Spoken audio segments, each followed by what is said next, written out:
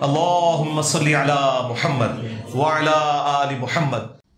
جب کسی کو غیر اللہ کو غائب میں مدد کے لیے پکارنے سے روکتے ہیں کہ یہ شرک ہے، تو کہتے ہیں ہم اللہ کا بندہ سمجھ کر پکارتے ہیں، نہ کہ خدا سمجھ کر۔ یہی تو مسئلہ ہے نا، ہم کب کہہ رہے ہیں آپ خدا سمجھ کے پکار رہے ہیں؟ ہم کہتے ہیں کہ جی آپ بندہ سمجھ کے بھی نہیں پکار سکتے۔ اس کو یوں سمجھیں کہ جس طرح سجدہ اللہ نے اپنے ساتھ خاص کر لیا ہے، حضرت آدم علیہ السلام کو جو فرشتوں نے سجدہ تعظیمی کیا، وہ اس امت میں وہ بھی حرام ہو چکا ہے۔ کسی فرقے کے نزدیک اللہ کے علاوہ کسی کو سجدہ نہیں ہے۔ اب اگر وہ کہتا ہے جی میں کسی بزرگ کو اس لیے سجدہ کر رہا ہوں کہ میں اس کی تعظیم کر رہا ہوں، عبادت کی نیت نہیں ہے، تو کیا آپ اجازت دیں گے؟ تو اس طریقے سے دعا بھی یہ اللہ نے اپنے ساتھ خاص کی، اور اس کا ثبوت سورۃ النمل کی آیت نمبر 62، امن یجیب المضطر اذا دعا، بھلا بتاؤ تو کون ہے جو اضطراب اور پریشانی میں گھرے ہوئے شخص کی فریاد کو سنتا ہے جب کہ وہ اسے پکارے، وَيَكْشِفُ السُّوءَ، اور وہ اس سے برائی کو دور کر دیتا ہے، وَيَجْعَلُكُمْ خُلَفَاءَ الْأَرْضِ، اور وہ زمین پر تمہیں اگلوں کا خلیفہ کرتا ہے۔ الہ مع اللہ، کیا اللہ کے ساتھ کوئی اور الہ بھی ہے جس کی یہ خصوصیت ہو؟ تو اللہ تعالیٰ تو ہمیں یہ کہہ رہا ہے کہ مشکل اور پریشانی میں جس سے آپ دعا مانگ رہے ہیں نا، گویا آپ اسے الہ مان رہے ہیں۔ آپ کے کہنے نہ کہنے سے کوئی فرق نہیں پڑتا، یہ کوالٹی اسی کی ہے۔ باقی توحید سے متعلق 10 دھوکے میری ویڈیو آپ دیکھ لیں۔ میں نے ابو سے 70 لاکھ کاروبار کے لیے لیا، اب وہ 90 لاکھ تک پہنچ گیا، مجھے زکوٰۃ کتنی پر دینی پڑے گی؟ 20 پر یا 70 پر؟ جتنا بھی آپ نے کاروبار میں انویسٹ کیا ہوا ہے نا، پروڈکٹس کے اوپر، یا آپ کہہ لیں کموڈٹیز بیچنے کے لیے، یہاں کاروبار لکھنا ضروری تھا نا، وہ کون سا ہے، پھر پتہ چلے گا کہ کیا بات کرنی ہے۔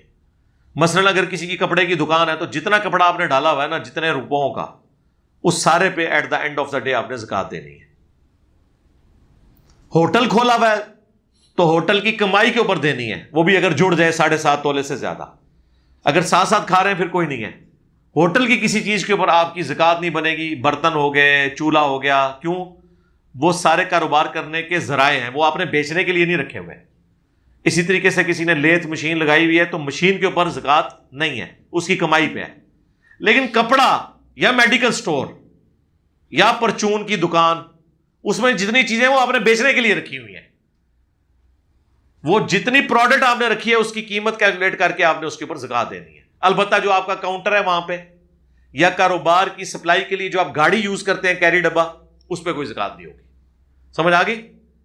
سمپل یہ ہے کہ مال تجارت کے اوپر زکوٰۃ ہے جو بیچنے کی غرض سے ہو، چاہے وہ پراپرٹی ڈیلر کا پلاٹ ہو، چاہے آپ کا زیور ہو۔ زیور تو کسی بھی نیت سے ہو، وہ تو آپ کی جمع پونجی ہے، سونا اور چاندی، اس پہ تو زکوٰۃ لگنی ہے، جیسے ہی وہ تھریش ہولڈ پوائنٹ کو کراس کریں۔ زکوٰۃ کے قدیم اور جدید 70 مسائل، یہ ہر مسلمان کو دیکھنا ضروری ہے۔ لوگ تو کہتے ہیں نماز کا طریقہ، وضو کا طریقہ، بھئی اگے بھی ٹورو نا، زکوٰۃ بھی اسی طریقے سے فرض ہے جس طرح نماز ہے۔ اتنا بڑا فرض ہے کہ حضرت ابوبکر نے زکوٰۃ نہ دینے والوں کے خلاف قتال کیا ہے کہ جس طرح نماز اللہ کا حق ہے نا، مال میں زکوٰۃ اللہ کا حق ہے۔ تو زکوٰۃ کے مسائل آپ نے نہیں سیکھنے، تو وہ آپ زکوٰۃ کے قدیم اور جدید 70 مسائل لکھیں یا 95B مسئلہ لکھیں، دونوں صورتوں میں ویڈیو کھل جائے گی۔ بریلوی کو دربار کے بارے میں کون سا پانا لگتا ہے؟ پلیز وضاحت کر دیں۔ وابی کو کون سا پانا لگتا ہے؟ وابی کا پانا تو وہ نمبر ہے 2812 لگ جاتا ہے،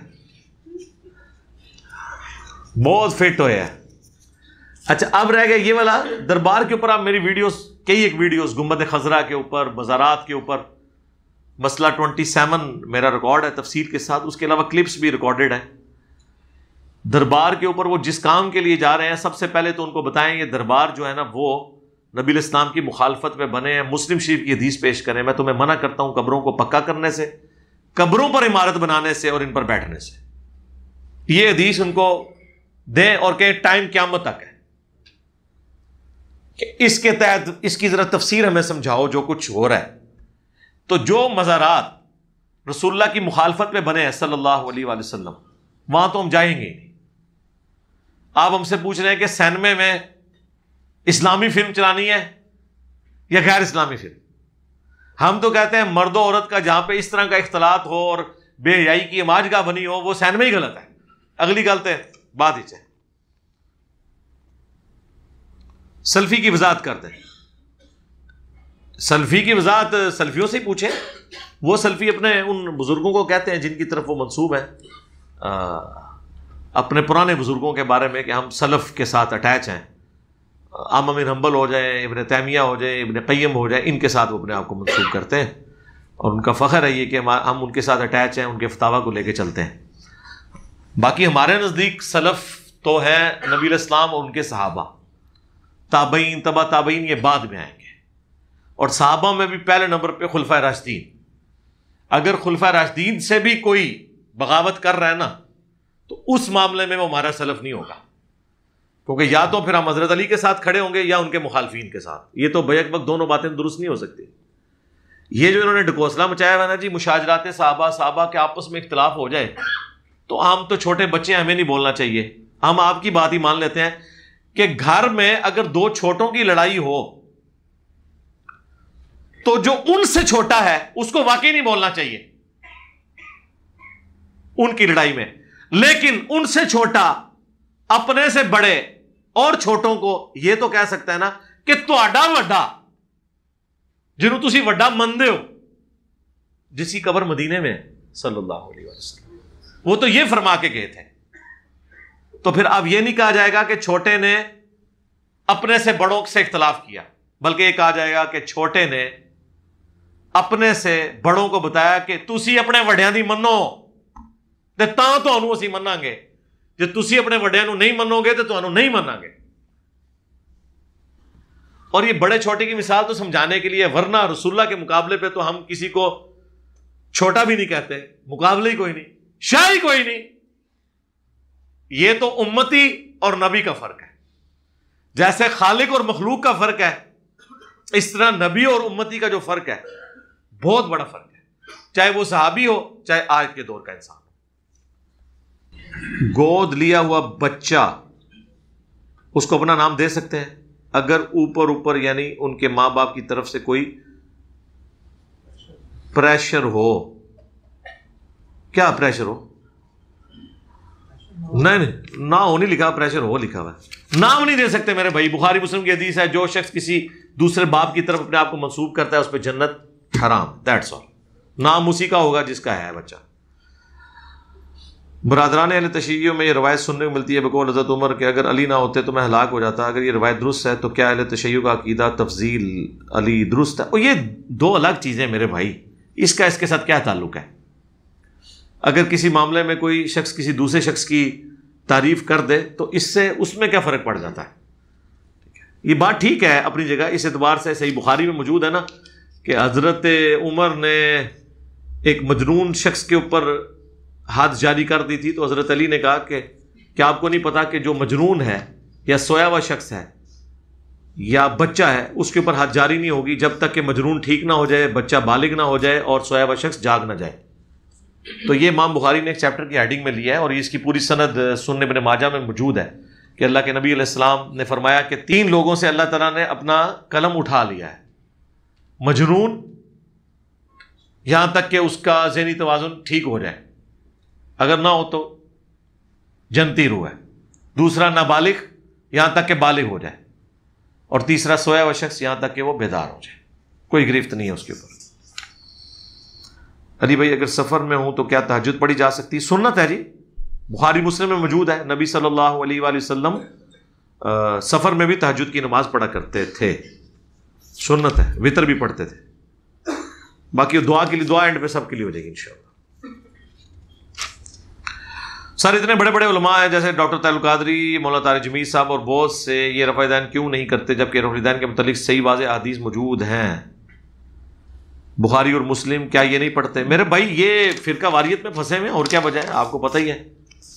آپ کو تو کہتے ہیں سب میرے نبی کے طریقے ہیں، ڈاکٹر طاہر القادری صاحب بھی اور طارق جمیل صاحب بھی، لیکن حالت یہ ہے کہ رائے ونڈ میں یعنی دنیا میں ایسی بڑی بدعت کسی زمانے میں نہیں دیکھی گئی جو رائے ونڈ میں ہے کہ 15-20 فٹ کے فاصلے پہ یہ بیرون کی مسجد ہے، یہ اندرون کی مسجد ہے. یہ دنیا میں آپ نے کہیں دیکھا ہے کہ ایک ہی فرقہ گلی کے آمنے سامنے 2 الگ مسجدیں بنائے اور کہ جو باہر کے ملک کے لوگ ہیں وہ ادھر نماز پڑھیں گے اور جو پاکستان کے رہنے والے ہیں وہ یہاں نماز پڑھیں گے؟ کیا نبی علیہ السلام نے یہ کہا تھا؟ آپ تو ہمیں کہتے ہیں جی ایک ہی صف میں کھڑے ہو گئے محمود و ایاز. صرف اس وجہ سے کہ وہ باہر سے جو جماعتیں آتی ہیں نا وہ رفع الیدین سے نماز پڑھتی ہیں. عرب کے لوگ، ان بیچاروں کو ابھی تک پتہ نہیں چلا منسوخ ہو گیا کیونکہ انہیں عربی آتی ہے. اور جو یہ پینڈو بیٹھے ہوئے ادھر اجمی، یہ پڑھتے ہیں بغیر رفع الیدین کے، تو وہ کوشش کرتے ہیں ان کے ساتھ انٹریکشن نہ ہو جائے کہ یہ بھی نہ گمراہ ہو جائے. تو جہاں 2 نمبری کا یہ عالم ہو وہاں آپ کیا بات کریں گے؟ یہ پریکٹیکلی اتنی بڑی 2 نمبری ہے کہ آمنے سامنے 2 مسجدیں بنائی ہوئی ہیں، کوئی کوکاف کے فاصلے پہ نہیں ہے، بس بیچ میں ایک گلی ہے. اگر آپ پاکستانی ہیں تو آپ یہاں نماز پڑھیں گے اور اگر آپ باہر کے ہیں تو یہاں پڑھیں گے. کیوں بھائی؟ اسلام میں یہ تو اس طریقے سے ہے کہ بھئی خانہ کعبہ میں بھی علیحدہ بنا دیا جائے کہ پاکستانی ادھر نماز پڑھیں گے اور فلاں ادھر پڑھیں گے. یہ کوئی فرق ہے اسلام میں؟ مجھے بتائیں آپ. لیکن انہوں نے اتنی شرارت کی ہوئی ہے امت کے وسیع تر مفاد کے اندر. بڑے شعار نے جی، بڑا دماغ چلتا ہے، یقین کرو یہ جا کے دیکھ لیں. اگر میں غلط کہہ رہا ہوں، آپ میں سے کئی لوگ رائے ونڈ ہو کے آئے ہوئے ہوں گے، انہیں پتا ہوگا ان کی یہ چالاکیاں. باقی دعا کریں جی، ہم کیا کہہ سکتے ہیں جی، ان کا قصور ہے.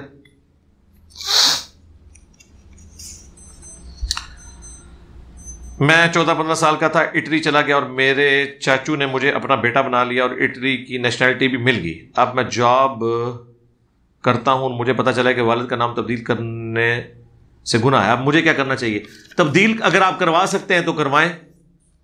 اگر کاغذوں میں ممکن نہیں ہے تو ویسے آپ ڈکلیئر تو کریں نا کہ یہ میرے حقیقی والد نہیں ہے. اب آپ نے خود تو نہیں کیا، یہ انہوں نے کیا نا، ان کے اوپر وبال ہے، انہیں بھی کہ توبہ کریں. بدعات سے کیسے بچا جائے؟ کیونکہ یہ ایسا جراثیم نما گناہ ہے جو ایک مسلمان کو کسی نہ کسی طریقے لگ ہی جاتا ہے. مسلمان کو اس لیے لگا ہوا ہے کہ وہ قرآن و سنت خود پڑھتے نہیں ہیں. آپ جتنے اعمال کر رہے ہیں ان کی تحقیق کر لینا ایک بار کہ یہ چیز ثابت بھی ہے کہ نہیں، تو انشاءاللہ تعالی خود بخود آپ بدعات سے بچ جائیں گے انشاءاللہ. کوئی مشکل کام نہیں میرے بھائی. اصل چیز ہے توحید کے اوپر زور لگائیں، شرک سے بچیں، باقی ساری چیزیں خود بخود کور ہو جائیں گی. اگر مسجد کو زمین ڈونیٹ کی جائے تو کیا اس میں اپنی قبر رکھنا جائز ہے؟ نہیں جی، یہ کام غلط ہے. قبروں کے اوپر مساجد بنانا یا مساجد کے ساتھ قبریں اٹیچ کرنا یہ غلط ہے، اور اس میں گنبد خضرا کی مثال دینا غلط ہے. یہ مسجد نبوی کی توسیع بعد میں ہوئی ہے. نبی علیہ السلام کا گھر مبارک جو ہے وہ مسجد نبوی کے پاس تھا، وہ توسیع کے دوران اندر آ گیا ہوا ہے. وہ ایک معاملہ ایکسیپشنل ہوا ہے، ادروائز یہ حرکت ٹھیک نہیں ہے. اس سے آپ نے نکالنا کیا ہے؟ کچھ بھی نہیں نکلنا. آپ یہ سمجھتے ہیں نا کہ آپ کی اگر قبر مسجد کے اندر ہوگی اور لوگ انٹر ہوتے ہوئے یا باہر نکلتے ہوئے وہاں پہ آپ کے لیے دعا کریں گے؟ کوئی نہیں، ایڈے ویلی نہیں دنیا بیٹھی. ہاں، ہر فرقے کی نمازوں کے اوقات کیوں مختلف ہیں؟ جیسا کہ فرقہ سلفی کے عصر کا وقت 4 بجے ہے جبکہ حنفی کا عصر کا وقت 4:40 پہ. حنفیوں کا وقت عصر کا جو ہے نا وہ لیٹ پڑھتے ہیں، وہ غلط ہے. بخاری سے ابن ماجہ تک ساری کتابیں آپ پڑھ کے دیکھ لیں، عصر کا وہی وقت ہے جس میں اہل حدیث پڑھتے ہیں. یا سعودی عرب میں عصر ہوتی ہے، آپ خود چیپٹر پڑھ لیں. اور اس کے اوپر تو میری پوری ایک ویڈیو ریکارڈ ہے عصر کے ٹائم کے اوپر کہ ان کے لیے گلے کا کانٹا ہے وہ ساری حدیثیں جو بخاری مسلم میں موجود ہے کہ نبی علیہ السلام خوب سورج روشن ہوتا تھا تو عصر کی نماز پڑھ لیتے تھے. حتیٰ کہ بخاری مسلم میں یہاں تک الفاظ ہیں کہ نماز پڑھنے کے بعد اگر ایک اونٹ اسے نہر کیا جاتا، اس کے بعد اس کے 10 حصے کیے جاتے، پھر اسے گوشت بنا کے پکا کے کھا بھی لیا جاتا، اب بھی سورج بلند ہوتا تھا. یہ آپ کیلکولیٹ کریں، کم از کم 2-2.5 گھنٹے بنتے ہیں. اونٹ کو نہر کرنا کوئی آسان کام ہے؟ نہر کریں گے، کھال اترے گی، گوشت بنے گا، 10 حصے ہوں گے، اس کے بعد اسے پکایا جائے گا کوکر میں نہیں سر، عام طریقے سے، پھر لوگ کھا بھی لیں گے، تب بھی ابھی سورج غروب نہیں ہوا ہوگا. تو انفی تو 1 گھنٹہ پہلے پڑھ رہے ہوتے ہیں. اے تے ککڑی نال نہیں سب کچھ کیتا جا سکتا ایک مرغی کے ساتھ. اب یہ حدیث جو ہے وہ اٹک گئی. وہ غلام سعود سعیدی صاحب جو مفتی منیب صاحب کے مدرسے کے شیخ الحدیث تھے، میں نے کئی دفعہ واقعہ سنایا ہے، انہوں نے شرح صحیح مسلم میں لکھا کہ ہو سکتا ہے ایک سے زیادہ ماہر قصاب ملتے ہوں. ٹھیک ہے. اب جو صحابی یہ مثال دے رہا تھا اس کے دماغ میں بھی کہیں تھا کہ میں یہ بتانا چاہ رہا ہوں کہ 100 بندے ایک اونٹ پہ ٹوٹ پڑتے ہوں گے اور وہ بوٹیاں بناتے ہوں گے، صرف اپنے فرقے کو بچانے کی خاطر اس لیول پہ اترتے ہیں. ٹھیک ہے. علی بھائی اگر نماز میں امام سورہ فاتحہ پڑھ چکا ہو تو ہم اگر سورہ فاتحہ کے بعد نماز میں داخل ہو تو کیا رکعت ہو جائے گی؟ جی رکعت ہو جائے گی. یہ ایک ایکسیپشن ہے، صرف امام بخاری کا تفرد ہے، باقی پوری امت کا اتفاق ہے کہ ایون رکوع میں بھی رکعت مل جاتی ہے. اس معاملے میں وہ موقف سختی کے اوپر ہے. البتہ اگر آپ اسی موقع پہ چلنا چاہتے ہیں تو کوئی نہیں، آپ ایک رکعت اپنی ایڈ کر لیں. جب کبھی جماعت کرواتا ہوں گھر میں تو نارمل سپیڈ سے جان بوجھ کر آہستہ نماز ادا کرتا ہوں، کیا یہ ریاکاری تو نہیں ہے؟ نہیں، ریاکاری نہیں ہے، لیکن اتنی آستہ نہ کریں کہ اگلی بار لوگ پناہ مانگیں. وہی نماز پڑھیں جو آپ پڑھتے ہیں، ظاہر اور باطن میں ایک ہو. اور نماز کا پریکٹیکل طریقے والی ویڈیو دیکھ لیں آپ. جماعت تو بلکہ مختصر ہونی چاہیے. بخاری میں الفاظ ہیں جب میں کسی بچے کی رونے کی آواز سنتا ہوں تو نماز مختصر کر دیتا ہوں. نبی علیہ السلام نے فرمایا کہ اس کی ماں بے چین ہو رہی ہوگی. لمبی صورتیں بہت نہ پڑھی جائیں، خصوصاً وہ نمازیں جیسے جمعہ کی نماز ہے جس میں لوگ دور دراز سے آئے ہوتے ہیں، آفس سے ٹائم نکال کے آئے ہوتے ہیں، تو بس وہی 2 صورتیں جو ہیں سنت کے مطابق سورۃ الاعلیٰ اور سورۃ الغاشیہ وہی پڑھیں، لمبی نمازیں نہ پڑھیں. لیکن یہاں تو نماز تو مختصر ہوتی ہے، تقریریں لمبیاں ہوتی ہیں. 1:30 بجے جمعہ ہوتا ہے، جماعت ہو رہی ہوتی ہے 1:50 پہ، کیونکہ لوگ آتے ہیں 1:25 پہ. مولوی کہنا ٹھیک ہے آئے ہو نا لیٹ، انہوں دیکھو میں تو انہوں زبردستی ہدایت کس طرح دینا، وہ بدلہ اتارتا ہے. حالانکہ وہ 1:30 بجے جماعت شروع کر دے، لوگ خود بخود 10-15 منٹ پہلے آنا شروع ہو جائیں گے. اور دوسرا اگر 15 منٹ پہلے لوگ نہیں آ رہے ہیں تو آپ اپنے اوپر ذرا غور کریں نا کہ آپ کیا کر رہے ہیں. میں نے 2 جمعے اپنی زندگی میں ایسے پڑھے ہیں، ایک ڈاکٹر سراج صاحب کے پیچھے اور ایک مولانا اسحاق صاحب کے پیچھے، کہ ان کے مسجد میں آنے سے پہلے مسجد فل ہوتی رہی. جی ہاں، 12:30 تقریر شروع ہونی ہے نا، 12 بجے ہال فل. تو سر جب لوگوں کو مل رہا ہوتا ہے کچھ تو لوگ جاتے ہیں. علی بھائی ہم اپنی زندگی میں دین پر کمپرومائز کیوں کرتے ہیں؟ جیسا کہ سودی نظام، اس کے بغیر زندگی نہیں گزر سکتی، پلیز بتا دیں. تو نہ سود کھائیں میرے بھائی. باقی رہ گیا نظام کو چینج کرنے کے لیے پوری دنیا کا نظام ہے. سب سے پہلے اپنے اوپر اپلائی کریں گے، اپنے معاشرے میں آپ اویئرنیس پیدا کریں گے، پھر کچھ کریں گے. کچھ بھی نہیں ہونا خالی یہ ویلاگز بنا لینے سے یا سودی نظام کا رونا رو لینے سے، جب تک آپ پریکٹیکلی کوئی دین کے حوالے سے اویئرنیس نہ کریں. مجھے بتائیں جو قوم نماز ہی نہ پڑھتی ہو اس نے سودی نظام کہاں سے ختم کرنا ہے؟ نماز چھوڑنے والا کافر ہے. پاکستان کے شناختی کارڈ میں نہیں، اللہ کے نزدیک. سورہ روم آیت نمبر 31، وَأَقِيمُوا الصَّلَاةَ وَلَا تَكُونُوا مِنَ الْمُشْرِكِينَ. نماز قائم رکھنا اور دیکھنا مشرکین میں شامل نہ ہونا. اور صحیح مسلم 246، بندے کے کفر اور ایمان، شرک اور اسلام کے درمیان فرق نماز ہے. جب نماز کو لوگ سیریس نہیں رہ رہے تو پھر سرکار سودی نظام تے شاہی کوئی نہیں. سیدھی سی گل ہے. یار اتنا لمبا سوال، یہ سوال تو نہیں ہوگا نا، کمنٹس ہوں گے. لمبا سوال اتنا لمبا نہیں ہوتا، سوال ایک لائن کا ہوتا ہے. گزارش ہے کہ ہر شریعت یا ہر کتاب والے نبی کے بعد جب تک دوسرا کتاب والے نبی نہیں آتے اس وقت تک کسی طرح اس شریعت پر عمل کروانے کا طریقہ ہوگا. جی نبی علیہ السلام قرآن کو اور سنت کو چھوڑ گئے نا جی، حجۃ الوداع پہ طریقہ بتا گئے نا. طریقہ آپ کی مرضی کا تو نہیں ہونا. میری مرضی کا طریقہ ہوتا تو انبیاء کی بھی ضرورت نہیں ہے. کیا اللہ انبیاء کا محتاج ہے اپنا تعارف کروانے کے لیے؟ تو پھر جب اللہ نے انبیاء کا طریقہ اڈاپٹ کیا ہے تو تسی کون ہوندے ہو اس سے اعتراض کرنے والے؟ انبیاء وسیلہ ہیں اللہ اور مخلوق کے درمیان دین پہنچانے کا. جو بخاری مسلم میں حدیث ہے کہ اللہ دیتا ہے میں تقسیم کرتا ہوں. اور سٹارٹ اس سے ہوتا ہے کہ اللہ تعالیٰ جس کے ساتھ بھلائی کا ارادہ فرماتا ہے اسے دین کی فقہ عطا فرما دیتا ہے. عطا اللہ کرتا ہے، تقسیم میں کرتا ہوں. یعنی دین اللہ نے مجھے سکھایا، میں تم تک پہنچاتا ہوں. تو آپ کی مرضی سے نہیں ہونا. نبی علیہ السلام نے حجۃ الوداع پہ، غدیر خم پہ، قیامت تک کے لیے اپنی امت کو بتا دیا کہ میرے بعد کس طریقے سے یہ معاملات لے کے چلنا ہے. تو اسی طریقے سے لے کے چل رہے ہیں نا. اس میں ٹینشن لینے والی کون سی بات ہے؟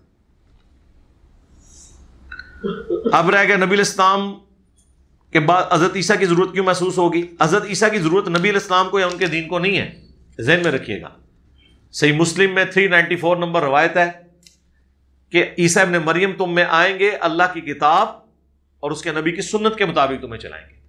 وہ دین کو مکمل کرنے نہیں آئیں گے بلکہ دجال کو قتل کرنے کے لیے آئیں گے، جو بخاری مسلم میں آیا ہے. اور عذاب استیصال کی آخری قسط ہوگی یہودیوں پر، چونکہ یہودیوں نے حضرت عیسیٰ ابن مریم کے قتل کے فتوے جاری کیے تھے. اللہ نے عیسیٰ ابن مریم کو اٹھا لیا تھا.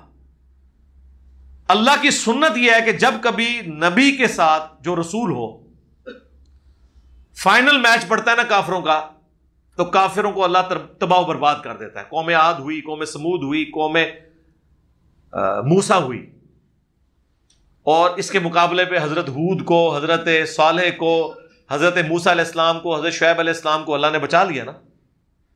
عیسیٰ علیہ السلام کے کیس میں یہ نہیں ہوا. یہاں پہ عیسیٰ علیہ السلام کو ہی اللہ نے اٹھا لیا. ہونا تو چاہیے تھا جنگ ہوتی، کافر مارے جاتے. وہ جو اللہ نے عیسیٰ علیہ السلام کو اٹھایا ہے نا، وہ جو عذاب ہے نا یہودیوں کے اوپر، وہ اس وقت سے شروع ہے ان کے اوپر اور ان یہودیوں پر جنہوں نے اپنی روش نہیں چھوڑی. اور اس کی آخری قسط جو ہے نا، وہ جب یہ دجال کے ساتھ مل کے کام کریں گے نا، تو اللہ تعالیٰ نے اپنے لیے یہ چیز مقرر کی کہ میں عیسیٰ کے ذریعے ان یہودیوں کے اوپر اپنا عذاب نازل کروں گا، کیونکہ یہودیوں نے اپنے اس مسیح کا احترام نہیں کیا، ان کی قدر نہیں کی. پہلے تو یہ کہتے تھے کہ ہم میں ایک مسیح آئے گا، وہ آ کے چلا گیا، انہوں نے اس کو قتل کرنے کی کوشش کی. اس کے بعد نبی علیہ السلام آئے، ان کے ساتھ انہوں نے غداری کی، تو اس کی سزا تو بھگتیں گے نا جی.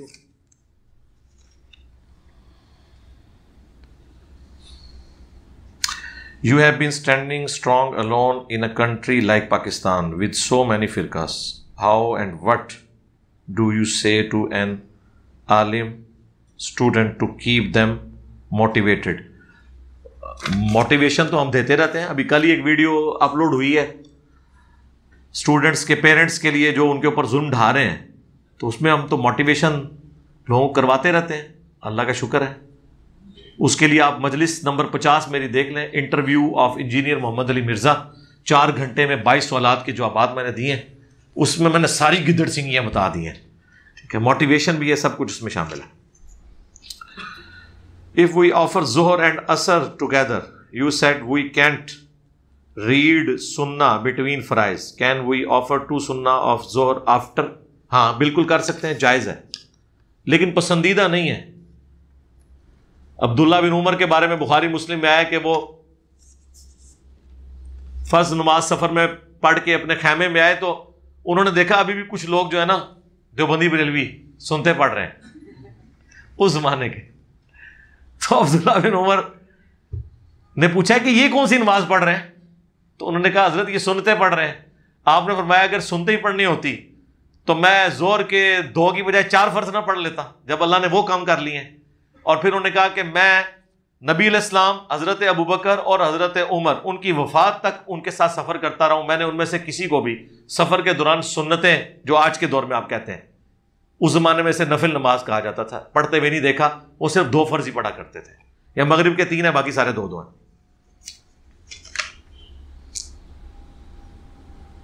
کس فرقے کے امام کے پیچھے نماز باجماعت ادا کر سکتے ہیں؟ اگر امام کی مذہبی بات سے اختلاف ہو سب کے پیچھے کریں. اگر دل میں امام کے بارے میں کینہ ہو، کینہ کیا مطلب؟ آپ نے اس پہ ٹوکا چلانا ہے. کینہ یہ ہوتا ہے کہ آپ کسی کے لیے ایسا دل میں خیال رکھیں کہ جب مجھے موقع ملا نا اس کی چمڑی میں نے اتارنی ہے. تو میرا خیال ہے اگر کسی کے دماغ میں یہ چیز ہے تو ہمارا اسٹوڈنٹ نہیں ہے، ہم نے کسی کو یہ نہیں سکھایا. ہاں اگر علمی اختلاف ہے اور تکلیف ہوتی ہے کہ یہ سنت کے خلاف چل رہا ہے تو یہ کینہ نہیں ہے، یہ آپ کے ایمان کی حمیت ہے، جو بخاری مسلم میں ہے کہ دوستی اور دشمنی کا معیار اللہ کی ذات. باقی نماز ہو جائے گی. وہ تو ایک حضرت عثمان کا فتویٰ ان ساری چیزوں کا جواب ہے. صحیح بخاری میں 695 جب لوگوں نے کہا ہمیں خدشہ ہے کہ ہم فتنے کے امام کے پیچھے نماز پڑھ کے گناہگار نہ ہو جائیں، آپ ہمیں کیا حکم دیتے ہیں؟ تو حضرت عثمان نے کیا کہا تھا؟ نیکی کے کاموں میں ان کا ساتھ دو، برائی میں ان سے الگ رہو۔ تو میرا خیال ہے قاتلین عثمان سے بڑے مجرمین تو کوئی نہیں ہوں گے۔ تو صرف نظر کریں، نماز آپ کی ہو جائے گی۔ میں ایک اوورسیز پاکستانی اور تقریباً 80 سال کے سابقہ عیسائی کے شخص جو اب مسلمان ہو چکا ہے، اس شخص نے اسلام قبول کرنا ہے، اپنے اہل و عیال سے خفیہ رکھنا ہے، اگر وہ فوت ہو جائے تو سب سے چھپا کر کیسے اس کو اسلامی غسل و کفن دیں؟ تو اگر وہ دے دیں تو ٹھیک ہے، نہیں تو اگر وہ کافروں کے والے بھی ہو جائیں تو آخرت کا فیصلہ تو اللہ نے کرنا ہے نا۔ اب یہ تو آپ نے طریقہ ڈھونڈنا ہے، اور اگر نہ بھی ہوا تو کوئی مسئلہ نہیں، غائبانہ نماز جنازہ پڑھ لیں، کوئی ایشو نہیں ہے، اسلام اللہ کے حضور ایکسیپٹیبل ہوگا۔ جنازے کی فکر آپ نے نہیں کرنی۔ لوگ کہتے ہیں میں مر گیا، میرا جنازہ کنے پڑھنا ہے؟ وہ بھائی ماما جنہیں پڑھنا ہے نا وہ گناہ گار ہوئے گا نہ پڑھ کے، تو مر گیا، جان چھوٹ گئی تیری۔ جنازہ مردے کا حق ہے پچھلوں کے اوپر، نہ کہ پچھلوں کا حق ہے کہ تیرا جنازہ ہونا چاہیے۔ تو بخاری مسلم میں حدیث ہے کہ مسلمان پہ 5 حقوق ہیں، ان میں سے ایک یہ ہے کہ جب وہ مر جائے وہ اس کا جنازہ پڑھے۔ جو مر گیا اس کا تو نامہ مال ختم ہو گیا، اس کی یہ ٹینشن نہیں کہ میرا جنازہ کس نے پڑھنا ہے، نہ بھی ہو تو دین وٹ، کوئی فرق نہیں پڑتا۔ نجاشی کفر کی سرزمین میں مرا تھا، نبی علیہ السلام نے یہاں ان کا غائبانہ نماز جنازہ پڑھ لیا۔ تو اگر آپ کا یہ سلسلہ، آپ غائبانہ نماز جنازہ پڑھ رہے ہیں۔ مسلمان بچے کی خوش قسمتی اور کافر بچے کا کیا قصور ہے؟ کافر بچے کو کچھ نہیں ہوتا جی، انشاءاللہ آپ بے فکر رہیں۔ مسلمان بچے کی بھی کوئی خوش قسمتی نہیں ہے، پوری زندگی وہ شرک میں مبتلا رہتا ہے مسلمان گھر میں پیدا ہو کے۔ خوش قسمتی اس کی ہے چاہے وہ کافر کے گھر پیدا ہوا چاہے مسلمان کے، کہ اسے قرآن کی توحید کا پتہ چل جائے، ورنہ بد قسمت تو زیادہ مسلمان کا بچہ ہے، کیونکہ جو ریگستان میں مر جائے پیاسا اس پہ ترس نہیں آتا، لیکن جو دریا کے کنارے پیاسا مر جائے اس پہ ترس آتا ہے۔ جس کے گھر میں قرآن تھا، نہ اس کے ابے نے ترجمے سے پڑھا، نہ دادے نے، نہ خود، اور وہ شرک پہ مر گیا، یہ خوش قسمت ہے؟ یا خوش قسمت وہ ہے جس تک اسلام کی دعوت نہیں پہنچی، اس کے تو پھر چانس ہے کہ اللہ تعالیٰ اسے چھوڑ دے۔ جس تک صحیح حقیقی دعوت نہیں پہنچی وہ اہل الفطرہ میں آتے ہیں، ان کی گرفت نہیں ہوگی۔ اس لیے آپ ٹینشن نہ لیں، اپنے بچوں کی فکر کریں۔ آپ کا فالوور ہوں، میرا نہیں فالوور بنے جی، اسٹوڈنٹ ہوں، کافی دور سے سفر کر کے آپ کی اکیڈمی آئے ہوں، بریلوی ملاؤں کے ہجوم میں رہتا ہوں، ساروں کا یہی حال ہے جی، حق کا متلاشی ہوں، سارے یہی چاہتے ہیں ماشاءاللہ۔ یار اگے بھی ٹرو نا، ہمارے بابے پہلے بھی روشن تھے، آج بھی کتابوں میں زندہ ہیں، یہ وہ بتا رہے ہیں کہ کہہ رہے ہیں۔ میرا خیال ہے انہوں نے دانی بھائی آفیشیل نہیں دیکھا کہ بابے زندہ ہیں یا مر گئے ہیں۔ بابے زندہ وہ ہیں جن کی یہ کتابیں ہیں، باقیوں کے بارے میں جا کے پوچھ لیں عوام الناس سے۔ اگر آپ زندہ ہونا یہ سمجھتے ہیں کہ کسی کے مزار کے اوپر رش ہے، تو پہلے تو 1,24,000 انبیاء کے مزار ذرا مجھے بتائیں کہاں ہیں، اور پھر ان کے مزار نہ ملنے پہ آپ نے ان کو یہ کہنا ہے کہ وہ مردہ ہیں، ان کو بھی چھوڑ دیں۔ 25 انبیاء کے نام قرآن میں آئے، سوائے نبی علیہ السلام کے کسی کی قبر کنفرم نہیں کہاں پہ ہے، نہ ان کے میلے لگتے ہیں، نہ عرس ہوتے ہیں، نہ مزاروں پہ لاکھوں کا مجمع ہوتا ہے۔ حالانکہ بابا گرو نانک کے مزار کے اوپر بہت لوگ آتے ہیں، حضرت موسیٰ علیہ السلام کا مزار کسی کو نہیں پتا، ان تو سو افضل کون ہوا ہے اینجی کہتے ہیں نا۔ پھر جدو اس طرح کی دلیل کھڑی کرو گے تو پھر اسی پوچھیں گے نا اس پہ، وہ کیا کہیں گے کہ جی یہ کوئی دلیل نہیں ہے۔ تو سر یہی تو آپ کو پہلے بھی سمجھا رہے تھے، یہ کوئی دلیل نہیں۔ وہ جی بخاری مسلم میں حدیث ہے کہ اللہ تعالیٰ جب کسی سے محبت فرماتا ہے تو فرشتوں کے ذریعے زمین و آسمان میں اناؤنسمنٹ کروا دیتا ہے۔ حضرت جبرائیل علیہ السلام کو بھی حکم ہوتا ہے کہ تم بھی اس سے محبت کرو، پھر سارے لوگ اس سے محبت کرنا شروع کر دیتے ہیں۔ اس سارے کو سنا کے کہتے ہیں دیکھ لو داتا صاحب ہو گئے، فلانے صاحب ہو گئے۔ ہاں، تو جو غلام القادیانی دجال سے لاکھوں لوگ محبت کر رہے ہیں وہ بھی جبرائیل کی اناؤنسمنٹ پہ کر رہے ہیں۔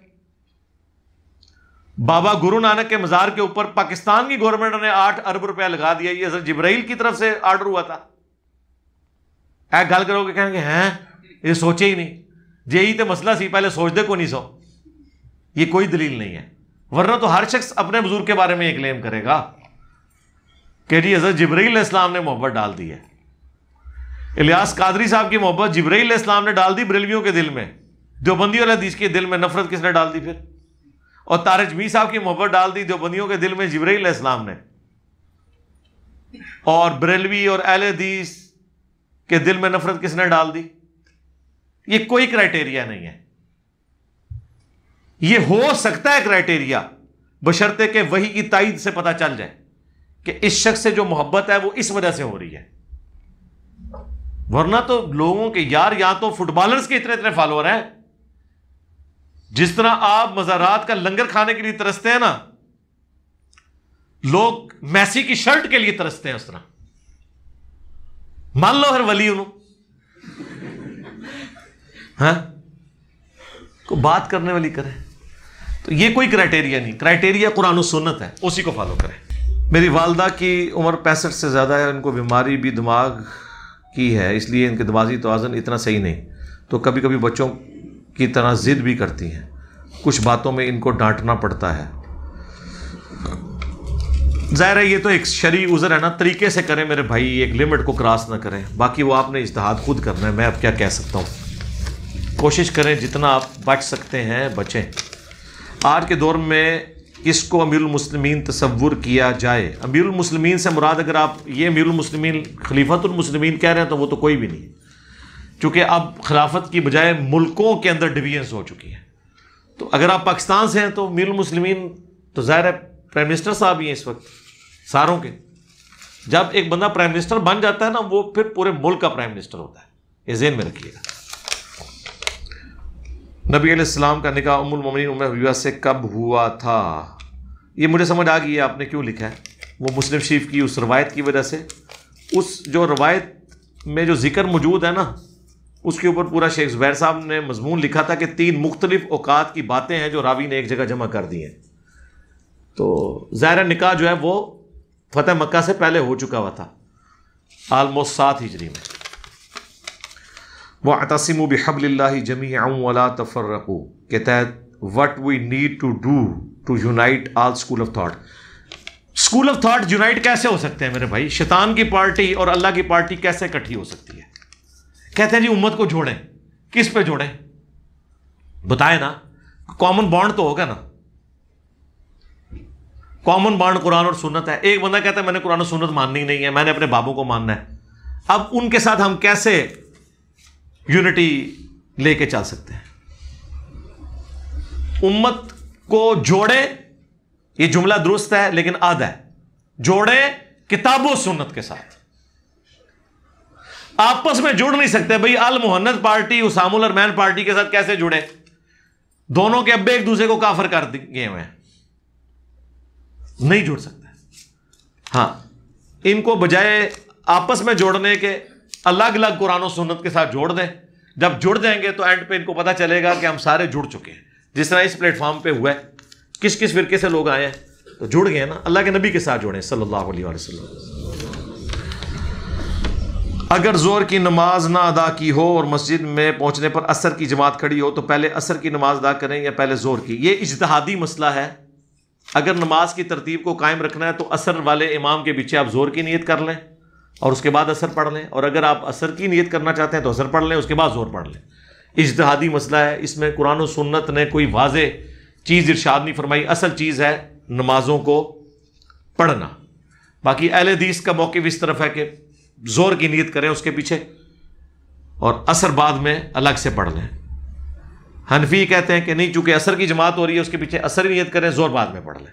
اجتہادی مسئلہ، اس میں کوئی اختلاف والا مسئلہ نہیں. اصل مقصد جو ہے وہ نماز کو پڑھنا ہے. دونوں طریقے درست ہوں گے. میرا سوال یہ ہے کہ رفع الیدین نہ کرنے والے امام کے پیچھے مقتدی کے رفع الیدین کرنے سے کیا مقتدی امام کی اقتداء سے نکل جاتا ہے؟ نہیں نکلتا میرے بھائی. میں نے اس کے اوپر کئی دفعہ پہلے بھی ڈسکشن کی ہے.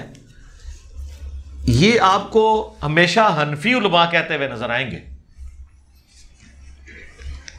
کبھی آپ کو رفع الیدین کرنے والا یہ کہتا ہوا نظر نہیں آئے گا کہ جی میرے پیچھے جو حنفی رفع الیدین نہیں کرے گا اس کی نماز ہی نہیں ہوگی جب تک وہ اپنے امام کو فالو نہ کرے. یہ کہتا ہوا نظر نہیں آئے گا. لیکن حنفی آپ کو یہ کہتے ہوئے نظر آئیں گے. تو حنفیوں کو آپ پہلے تو پھکیے دیں کہ جب آپ لوگ حج اور عمرے کے لیے حرمین جاتے ہیں تو کیا اپنی عوام کو حج ٹریننگ میں، عمرہ کی ٹریننگ میں یہ بتاتے ہیں کہ امام کعبہ اونچی آمین کہتا ہے؟ اور رفع الیدین کرتا ہے، لہذا آپ نے بھی وہاں جا کے امام کی اقتدا کرنی ہے، نالک ہوتی مر جائے گی ندی۔ جو چیز آپ اتنی خوشنما بنا کے دوسروں کے حق میں پیش کرنے کے لیے تیار نہیں ہے، صرف اپنے حق میں ماننے کے لیے تیار ہیں، تو دوسروں کو بھی یہ مشورے نہ دیا کریں۔ امام کے ساتھ اس کا کوئی لینا دینا نہیں ہے۔ صحیح بخاری میں 694 نمبر روایت ہے، حضرت ابو ہریرہ رضی اللہ تعالیٰ عنہ سے نبی صلی اللہ علیہ وآلہ وسلم نے فرمایا، ان قریب ایسے امام آئیں گے جو تمہیں غلط نمازیں پڑھائیں گے، تم ان کے پیچھے نماز پڑھ لینا، ان کی غلطی کا وبال ان پر ہوگا۔ تو جو لوگ رفع الیدین کے بغیر نماز پڑھ رہے ہیں، ہمارے نزدیک ان کی نماز سنت کے مطابق نہیں ہے۔ بیسک سٹرکچر تو نماز کی موجود ہے، قیام، رکوع، ہر رکعت میں 2 سجدے، 2 رکعتوں کے بعد بیٹھنا، چوتھی رکعت کے بعد سلام پھیرنا، لیکن رفع الیدین کی سنت کو چھوڑنا یہ ایک عیب ہے، اس کے عیب کا وبال ان کے اوپر ہوگا۔ حنفی بھی کبھی یہ ماننے کے لیے تیار نہیں ہوں گے اپنی پبلک کے لیے کہ جب آپ امام کعبہ کے پیچھے جائیں تو رفع الیدین کریں، الٹا یہ تو ان کو کہتے ہیں ان کے پیچھے نماز نہیں ہوتی۔ تو جو چیز آپ ادھر کہنے کے لیے تیار نہیں ہے، اپنے لیے کیوں منواتے ہیں؟ صرف لوگوں کو نا غیر علمی طریقے سے جذبات کی رو میں بہانے کے لیے سب کچھ کرتے ہیں۔ وہ جو پیروی کا حکم ہے وہ بخاری مسلم میں ہے کہ کوئی شخص امام سے پہلے رکوع نہ کرے، کیا وہ اس بات سے نہیں ڈرتا یا رکوع سے سر نہ اٹھائے کہ اس کا سر گدھے کا بنا دیا جائے؟ یعنی ایک رکن سے دوسرے رکن میں ٹرانسفر کرنا ارکان کو، یہ آپ نے امام سے پہلے نہیں کرنا، بیچ میں تو کوئی بندہ نہیں کر سکتا۔ اب مجھے کیا پتا ہے کہ امام کی اتحیات کہاں تک پہنچی ہے؟ کئی بار آپ التحیات للہ والصلوات والطیبات اور درود شریف یہ ساری چیزیں ختم کر کے بیٹھ جاتے ہیں، امام نے ابھی اسلام نہیں پھیرا ہوتا، تو آپ کیا امام سے آگے نکل جاتے ہیں؟ نہیں، یہ تو کوئی حساب رکھ ہی نہیں سکتا۔ امام سے آگے نکلنا یہ ہے کہ امام ابھی رکوع میں گیا ہی نہیں ہے، آپ رکوع میں چلے جائیں، یا ربنا لک الحمد کہہ کے ابھی امام کھڑے ہی ہوا ہے اور آپ ڈائریکٹ سجدے میں چلے گئے ہیں۔ یہ اس معاملے میں امام کی پیروی کرنی ہے آپ نے۔ باقی امام نے پھر تو امام نے پگڑی باندھی ہوئی ہے تو آپ پھر ننگے سر نماز میں پیچھے پڑے، امام نے ٹوپی پہنی ہوئی ہے تو آپ پگڑی اتار کے ٹوپی پہن لیں، ان چیزوں کی پیروی تو نہیں آپ نے کرنی۔ آپ نے خود چلنا ہے سنت کے مطابق، امام کی غلطی کا وبال اس کے اوپر ہے۔ اور باقی 695 نمبر حدیث تو واضح ہے، جو حضرت عثمان سے لوگ آ کے پوچھتے ہیں کہ ہمارے امام تو آپ ہیں اور مسجد پہ فتنے کے امام کا قبضہ ہے، ہمیں خطرہ ہے کہ ہم گناہ میں مبتلا نہ ہو جائیں، آپ ہمیں کیا حکم دیتے ہیں؟ تو حضرت عثمان نے فرمایا کہ نماز ہی مسلمانوں میں ایک نیکی کا کام ہے، اجتماعی طور پر نیکی کے کاموں میں ان کا ساتھ دو اور برائی میں ان سے الگ رہو۔ یہ واضح فتویٰ ہے۔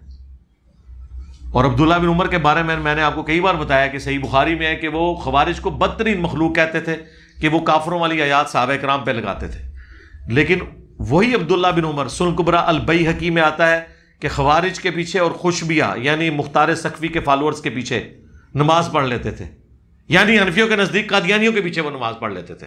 انہوں نے جھوٹ باندھا ہوا ہے نا مختار سقفی پہ دعوی نبوت کا، تو پھر وہ ان کے پیچھے نمازیں کیوں پڑھتے تھے؟ حالانکہ مسلمانوں کو قتل کر رہے تھے۔ اور عبداللہ بن عمر کہتے تھے جب تک ان کی مساجد سے حی علی الصلاح حی علی الفلاح کی آوازیں آئیں گی، ہم ان کے سلام کا جواب بھی دیں گے، اذان کا جواب بھی دیں گے، لیکن جب یہ ہمیں کہیں گے ہم مسلمانوں کو قتل کریں تو ہم اس معاملے میں ان سے الگ رہیں گے۔ یہ بالکل واضح صحابہ کرام کا عمل موجود ہے۔ پچھلے دنوں آپ کو پتا ہے پشاور اٹیک کے حوالے سے میری ویڈیو آئی تھی، اس کے اینڈ پہ میں نے 10-12 منٹ تفصیلی اس ٹاپک کے اوپر ڈسکشن کی ہے۔ وہ اتنا امپورٹنٹ کلپ تھا کہ وہ ہم نے الگ سے انشاءاللہ اس کو انگلش سب ٹائٹل کے ساتھ اپلوڈ کر رہے ہیں۔ مسئلہ تکفیر کے اوپر، ایک دوسرے کے پیچھے نماز ہو جاتی ہے نہیں ہو جاتی، آپ نے کسی کو کافر کہنا ہے نہیں کہنا، یہ پورے جو معاملات ہیں نا وہ میں نے آخری 10-12 منٹ میں ایڈریس کیے تھے۔ اس میں یہ ساری روایتیں، اس کے علاوہ بھی اور روایتیں تھیں جو میں نے بیان کی تھی تاکہ یہ مسئلہ ختم ہو۔ اور یہ مسئلہ وہ ہے جو پوری دنیا کے اندر ایک مسئلہ ہے مسلمانوں کا، انگلش سب ٹائٹل کے ساتھ آ جائے گا، ریفرنس آ جائیں گے تو انشاءاللہ تعالیٰ آپ کو خود ہی پتہ چل جائے گا کہ حق کیا ہے اور باطل کیا ہے۔ ہماری تو کوشش ہے کہ ہم لوگوں کو یہ چیزیں ہائی لائٹ کریں، باقی کنوں پکڑ کے کسی کو مروا نہیں سکتے، سیدھی جی گل ہے. قربانی کرنے والے شخص کو ناخن کاٹنے اور خط کرنے کی اجازت نہیں. ہاں جی، صحیح مسلم میں حدیث ہے کہ جو قربانی کا ارادہ رکھتا ہو جیسے ہی ذوالحجہ کا چاند نظر آئے تو اب وہ قربانی ہونے تک اپنے جسم کی کھال سے کوئی چیز ریموو نہیں کر سکتا، نہ بال اور نہ ناخن. عید یوکے میں ایک دن پہلے ہو جاتی ہے، قربانی پاکستان میں کروانی ہوتی ہے، تو آپ دوسرے دن کروا لیں. یہ کون سا مسئلہ ہے؟ پہلے دن کرانا دے اوکھا ہونا جائے قربانی، کسائی ڈبل ریٹ منگتے ہیں. میرے بھائی بھی یوکے میں ہوتے ہیں، ہم دوسرے دن کروا لیتے ہیں، اس میں کیا مسئلہ ہے جی؟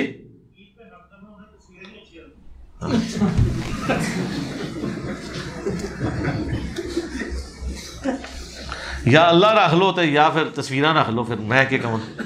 جب ہم یہ کہتے ہیں کہ صرف 17 رکھتے ہیں جن کا حساب لیا جائے گا باقی کا ثواب ملے گا، تو لوگ پوچھتے ہیں کہ وطر کا کیا ہوگا. وطر بھی اسی کیٹیگری میں ہے نا میرے بھائی. جب 17 رکھتے ہیں تو ظاہر ہے وطر بھی لاد ہے، وطر بھی سنت نماز ہے، وطر کی ٹینشن لینے کی ضرورت ہی نہیں آپ کو. پاکستان سے باہر مقیم پاکستانی اگر فوڈ ڈلیوری کی کمپنی میں کام کریں تو کیا یہ جائز ہے؟ اگر کوئی سائیکل یا موٹر سائیکل پر کھانا ڈلیور کرتا ہے اور کھانے میں خنزیر ہے تو ظاہر ہے میرے بھائی پھر اس سے تو بچنا ہی ہوگا نا آپ کو. وَتَعَاوَنُوا عَلَى الْبِرِّ وَالتَّقْوَىٰ، نیکی اور پرہیزگاری کے کاموں میں ایک دوسرے کی مدد کرنی ہے، برائی کے کاموں میں الگ رہنا ہے. یہ تو بالکل سیدھی سی بات ہے. تو اس سے تو پھر آپ کو وائڈ ہی کرنا ہوگا. یہ تو سارے مسئلے باہر جڑے ہوئے ہیں نا. اب مسئلے تو باہر کے لوگوں کے ہیں اور وہ ان چیزوں کے اندر پھنسے ہوئے ہیں. ہم سے پوچھتے ہیں ہم سلوشن کیسے دے دیں. میرے بھائی ہم، آپ تو ڈوب رہے ہیں، ہم کیوں آپ کے ساتھ ڈوبیں؟ آپ کے لیے کوئی اسکیپ روٹ نکال کے ہم تو نہیں نکال سکتے، کیا کریں. شب برات میں مغرب کے بعد 6 نوافل اور عصر کے بعد غسل کی دعوت اسلامی ترکیب دلاتی ہے. کہانی ہے جی دعوت اسلامی، تو جو کچھ کہہ رہی ہے وہ زیادہ تر کہانی ہے میرے بھائی. یہ کہیں نہیں لکھے ہوئے، وہ آپ کو صوفیاء کی کتابوں سے یہ حوالے پیش کریں گے، حدیث کی کتابوں سے نہیں. یہ کہانی ہے، اس کا کیا دین سے تعلق ہے. رفع دین پر کتنی حدیثیں ہیں تعداد بتا دیں. جتنی مرضی ہیں جی، آپ گنتے جائیں سینکڑوں میں. مین جو حدیثیں بخاری مسلم میں آئی ہیں نا جی، وہی کافی ہیں. تعداد سے تو نہیں ہوتا کہ جس کی تعداد زیادہ ہوگی تو وہ کرنا ہے. بات ہے جو حق پہ چیز ہے. حضرت محمد صلی اللہ علیہ وسلم اور حضرت موسیٰ علیہ السلام کا اللہ کی زیارت پر مقابلہ کرانا کیسا ہے؟ غلط ہے. میں نے تو اپنی ویڈیو میں بیان کیا ہے کہ یہ جو اعلیٰ حضرت نے شعر لکھا ہے، کس کو دیکھا یہ موسیٰ سے پوچھے کوئی، آنکھ والوں کی ہمت پہ لاکھوں سلام. تو یہ تو اس طرح کا کمپیریزن کروانا منع ہے. بخاری مسلم دونوں میں حدیث ہے. ایک مسلمان نے یہودی کے سامنے، جب یہودی نے کہا کہ اللہ تعالیٰ نے موسیٰ علیہ السلام کو تمام جہان والوں پہ فضیلت دی، اس کے جواب میں مسلمان نے کہا کہ محمد صلی اللہ علیہ وآلہ وسلم کو فضیلت دی، اور جھگڑے میں مسلمان نے تھپڑ مار دیا یہودی کے منہ پہ. وہ شکایت لے کے نبی صلی اللہ علیہ وآلہ وسلم کے پاس حاضر ہوا تو آپ نے مسلمان کو ڈانٹا کہ تم نے یہ ایسے کیوں کہا، مجھے یونس علیہ السلام پہ بھی فضیلت مت دو. اور پھر آپ نے فرمایا قیامت کے دن اللہ تعالیٰ جب مجھے سب لوگوں سے پہلے اٹھائے گا تو میں دیکھوں گا مجھ سے پہلے ہی موسیٰ علیہ السلام اللہ کے عرش کا پایا تھامے ہوئے کھڑے ہیں. مجھے نہیں پتا ان پہ قیامت کی بے ہوشی طاری نہیں ہوئی ہے، بس سبب اس کے کہ جو دنیا میں اللہ کی تجلی سے ایک دفعہ بے ہوش ہو گئے وہ، یا پھر اللہ تعالیٰ نے انہیں مجھ سے پہلے اٹھایا ہوگا. یعنی حضرت موسیٰ علیہ السلام کی ایک جزوی فضیلت اللہ کے نبی علیہ السلام نے بیان کی، یہ بات بتانے کے لیے کہ اس طرح ایک پیغمبر کو دوسرے کے مقابلے پہ کھڑا مت کرو. فضیلت بیان کرنا اور چیز ہے، کمپیریزن کرانا اور چیز ہے. فضیلت تو کسی بھی ایک انڈیویجول کو دوسرے پہ ہو سکتی ہے. دنیا میں صرف موسیٰ علیہ السلام واحد پیغمبر ہیں جن سے اللہ نے کلام کیا ہے، اور کسی پیغمبر سے خود کلام نہیں کیا. ہمارے نبی علیہ السلام کے ساتھ دنیا میں نہیں کیا، شب معراج کیا ہے آسمانوں پہ. ابراہیم علیہ السلام کے بارے میں بخاری میں ہے کہ قیامت کے دن سب سے پہلے لباس حضرت ابراہیم کو پہنایا جائے گا، سب لوگ ننگے اٹھائے جائیں گے، اس کے بعد باقی لوگوں کو. حضرت عیسیٰ علیہ السلام کی فضیلت یہ ہے بغیر باپ کے پیدا ہوئے ہیں. یہ فضیلت کسی پیغمبر کو حاصل نہیں ہے سوائے آدم علیہ السلام کے، اور عیسیٰ علیہ السلام ابھی تک زندہ ہیں. اتنی لمبی عمر انہوں نے پائی ہے. وہ ایک جگہ رک گئی بھی ہے ان کی عمر، لیکن بہرحال دیکھیں نا جی، ابھی آلموسٹ 2000 سال تو ہو چکے ہیں نا، ابھی پتہ نہیں کتنا اور عرصہ. تو اس طرح اللہ تعالیٰ کسی کو فضیلت دے دے. جزوی فضیلت ایک پیغمبر کی دوسرے پہ ہو سکتی ہے، یہ عین ایمان ہے. اسے کہا جاتا ہے تفضیل بین الرسل، یا عربی میں تفضیل. تلک الرسل فضلنا بعضهم علی بعض، لیکن لا نفرق بین احد من رسلی. رسولوں میں ایمان لانے میں آپ نے فرق بھی نہیں کرنا. ایمان لانے میں سب برابر ہیں. فضیلت میں کسی ایک کو دوسرے پہ کسی ایک معاملے میں ہو سکتی ہے. کلی فضیلت ہمارے محبوب صلی اللہ علیہ وآلہ وسلم کی ہے، جو صحیح مسلم میں آیا کہ شب معراج آپ صلی اللہ علیہ وآلہ وسلم نے تمام انبیاء کی امامت فرمائی تھی بیت المقدس میں. یہ اس بات کا ثبوت ہے کہ نبی صلی اللہ علیہ وآلہ وسلم کو باقی انبیاء پہ اللہ نے فضیلت دی ہے. لیکن اس بات کی اس حوالے سے لکیر پیٹنا کہ کسی دوسرے پیغمبر کی توہین اس میں آتی ہو، تو اس طرح کی تفضیل بیان کرنا حرام ہے. یہ فرق آپ نے یاد رکھنا ہے. لوگ شعر و شاعری میں بہت کچھ آگے تک چلے جاتے ہیں، بلکہ وہ تو اب تو مطلب پیغمبروں کو بھی پیچھے چھوڑ کے انہوں نے بابوں کو آگے لے گئے. جب وہ یہ کہتے ہیں جناب روح کھو لی شیخ عبد القادر جیلانی نے، تو اللہ کے نبی نے تو کہتے نہیں روح کھوئی. شیخ عبد القادر جیلانی کی کیا مجال ہے؟ وہ تو ایک غیر نبی ہیں، اور ملک الموت تو پیغمبر ہیں فرشتوں کے. یہ یاد رکھیے گا کہ انسان صرف عام فرشتوں سے افضل ہے. جو فرشتوں میں پیغمبر ہیں نا، ان سے افضل کوئی انسان نہیں ہو سکتا، چاہے وہ حضرت ابوبکر، عمر، عثمان و علی کیوں نہ ہو. انبیاء کا درجہ پہلے نمبر پہ. وہ 4 انبیاء فرشتوں کے جو پیغمبر ہیں، حضرت جبرائیل، میکائیل، اسرافیل اور ملک الموت جسے اسرائیل بھی کہا جاتا ہے. اسلام میں بینک میں انویسٹ کرنا جائز ہے؟ جی، اسلامک بینک میں صرف شیئر صرف حلال کاروبار کے لیے جائیں گے. اسلامک بینک جو پیورلی اسلامک منی اگینسٹ گڈز کرتے ہیں. جو عام بینک ہیں وہ پیسے کے بدلے پیسہ کرتے ہیں، وہ سودی کاروبار کرتے ہیں. ان کی انکم صرف یہ ہے کہ حکومت کو ہائی ریٹ کے اوپر وہ قرضہ دیتے ہیں، اس سود میں سے کچھ آپ کے منہ میں ڈال لیتے ہیں، کچھ اپنے منہ میں، تو وہ تو حرام ہے. یہ ذہن میں رکھیے گا. اللہم انی اسألک بانک انت اللہ لا الہ الا انت الاحد الصمد الذی لم یلد ولم یولد ولم یکن له کفوا احد والہکم الہ واحد لا الہ الا هو الرحمن الرحیم. الف لام میم. اللہ لا الہ الا هو الحی القیوم. اللہم صلی علی محمد وعلی آل محمد. اللہم ربنا آتنا فی الدنیا حسنہ وفی الآخرۃ حسنۃ وقنا عذاب النار. رب ارحمہما کما ربیانی صغیرا.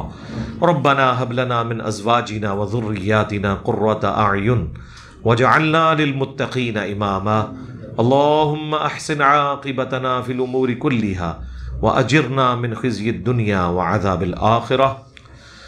ربنا آتنا من لدنک رحمہ وہیئ لنا من امرنا رشدا. اے اللہ، جن جن بھلائیوں کا سوال تیرے محبوب صلی اللہ علیہ وآلہ وسلم نے تجھ سے کیا، ہمارے حق میں، ہمارے ماں باپ کے حق میں، ہمارے بیوی بچوں کے حق میں، پوری امت کے حق میں قبول و منظور فرما. اور جن جن چیزوں کے شر سے تیرے محبوب صلی اللہ علیہ وآلہ وسلم نے تیری پناہ طلب کی، تمام مسلمانوں کو ان چیزوں کے شر سے اپنی پناہ عطا فرما. تمام مسلمانوں کی خصوص بالخصوص جو یہاں پہ موجود ہیں، جو ویڈیوز بھی دیکھیں گے، تمام دینی، دنیاوی، جسمانی، روحانی، ظاہری، باطنی پریشانیاں، تکلیف، مصیبتیں، دکھ، بیماریاں، دشواریاں دور فرما. اے اللہ، ہمارے ملک پاکستان کی خیر فرما، پورے عالم اسلام کی خیر فرما، پورے عالم اسلام کو اندرونی اور بیرونی خطرات سے محفوظ فرما. اے اللہ، دنیا میں جہاں کہیں بھی مسلمان مظلومیت کی زندگی گزار رہے ہیں، چائنا میں، انڈیا میں، کشمیر میں، فلسطین میں، افغانستان میں، عراق میں، شام میں، غیب سے ان کی عزت، آبرو، جان و مال کی حفاظت فرما. سبحان ربک رب العزت عما یصفون وسلام علی المرسلین والحمد للہ رب العالمین وصلی اللہ علی النبی الکریم وعلی آلہ واصحابہ اجمعین الی یوم الدین. آمین.